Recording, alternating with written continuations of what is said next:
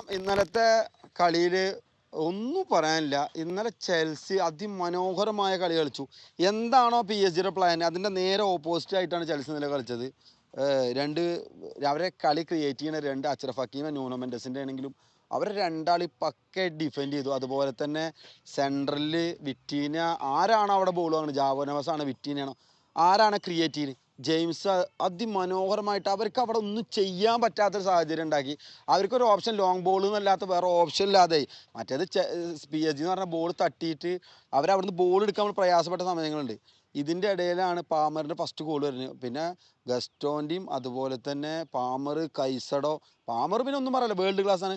ഗസ്റ്റോ, Palmer, Caicedo, Joao Pedro, പിന്നെ defence ആണെങ്കിലും പിന്നെ സാഞ്ചസ്, എടുത്ത് പറയണം ഗോൾ കീപ്പർ സാഞ്ചസ്. അതിമനോഹരമായ ഗെയിമാണ് ഇന്നലെ കാഴ്ചവെച്ചത്. അതിമനോഹരം പറഞ്ഞാൽ നമുക്ക് ചെൽസി എന്ന് പറഞ്ഞു കഴിഞ്ഞാൽ എന്താണ് ചെൽസി ഉദ്ദേശിച്ചത് ഇന്നലെ പക്കയായിട്ട് ഫുൾ പ്രിപ്പയർ ആയ പ്ലാനായി വന്നു. പിന്നെ ചെൽസി ഭാഗ്യമുള്ളൊരു ടീമാണ്, ചെൽസി സുഖമായിട്ട് ജയിച്ചാണെന്ന് പറഞ്ഞു. പക്ഷേ ചെൽസി തോൽപ്പിച്ച ടീമുകളൊന്നും മോശപ്പെട്ട ടീമല്ല.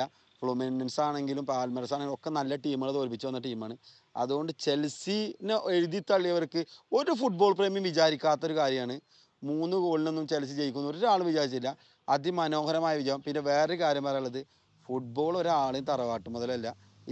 നിങ്ങൾ ഒരു നല്ല ടീമായിരിക്കാം, പക്ഷേ എന്ത് ദിവസമാണെങ്കിൽ ആരെയും തോൽപ്പിക്കും.